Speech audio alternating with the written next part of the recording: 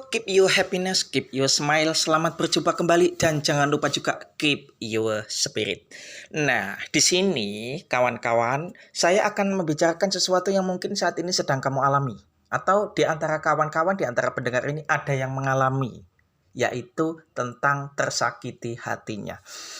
Nah, di sini yang ingin kita bahas adalah jika kamu tersakiti oleh orang lain.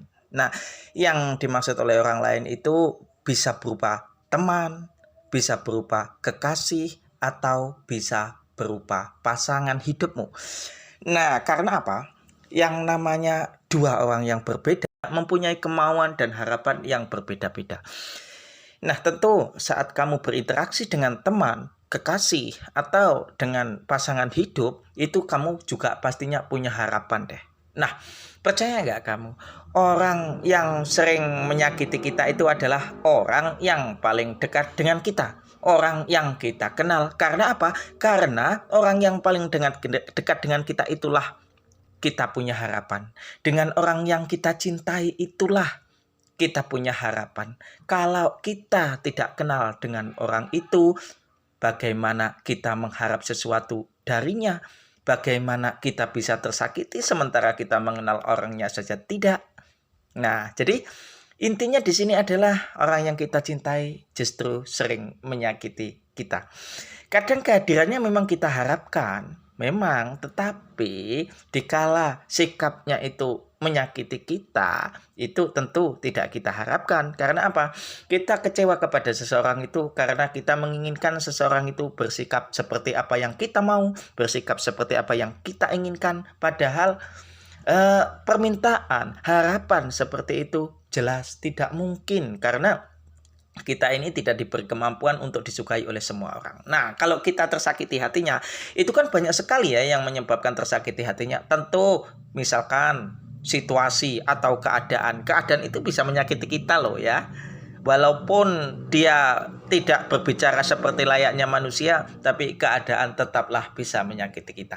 Kalau keadaan ini sedang menyakiti kita, tentu kita harus memposisikan diri kita sebagai subjek atau sebagai pelaku agar kita bisa mengubah keadaan, karena bagaimanapun kita diberi kemampuan, kita diberi kehendak untuk merubah keadaan. Tetapi kalau keadaan sudah menyakiti kita, kita terus memposisikan sebagai objek atau sebagai korban, maka kita akan lemah, kita akan merasa tidak mampu, kita akan merasa bahwa kita ini korban kok, yang bisa kita lakukan hanya menerima. Nah, makanya di sini sekali lagi harapan saya kamu sih terhadap keadaan harus tegas juga. Terhadap keadaan posisikan diri kamu sebagai pelaku atau sebagai subjek. Karena kalau kita tidak mau mengubah keadaan, kita tidak keras keadaan yang akan mengubah kita dan keadaan yang keras kepada kita.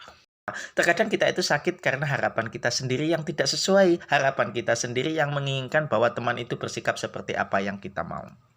Nah, kepada pasangan hidup juga demikian Mas Bro, Mbak. Kita juga punya harapan kan tentunya. Nah, dengan harapan itu tentu banyak sikap-sikap dia yang tidak sesuai dengan apa yang kita harap. Dua orang yang punya pikiran tidak sama, dua orang yang punya otak tidak sama, tentu banyak perbedaan-perbedaan.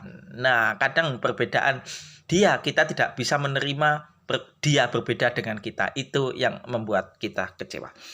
Oke, kawan-kawanku yang saya cintai, kawan-kawanku semua pendengar audio ini, buat kamu yang lagi tersakiti hatinya, disakiti oleh seseorang, baik itu teman ataupun siapapun, kita harus berpikir bahwa orang yang menyakiti kita itu sebenarnya hanya dipinjam Tuhan untuk memperingatkan kita.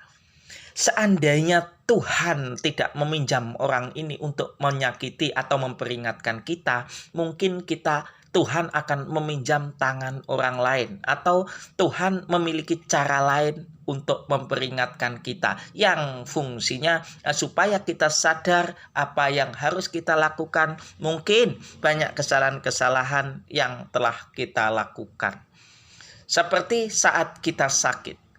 Sakit ini itu adalah peringatan bagi kita agar kita tidak melakukan lagi kesalahan-kesalahan yang kita lakukan, seperti pola makan yang salah, pikiran yang sering stres, tidak pernah olahraga dan sebagainya. Jadi itu peringatan, sakit juga peringatan. Jadi untuk kamu yang disakiti oleh orang lain, yang saya maksud orang lain di sini adalah mungkin saudaramu, mungkin temanmu, atau mungkin kekasihmu, mungkin juga pasanganmu sendiri.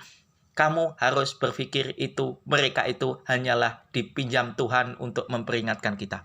Seandainya Tuhan tidak meminjam tangan dia, Tuhan akan meminjam tangan orang lain untuk memperingatkan kita. Kita harus introspeksi di situ. Oke? Keep your happiness, keep your smile. Sampai jumpa di lain kesempatan.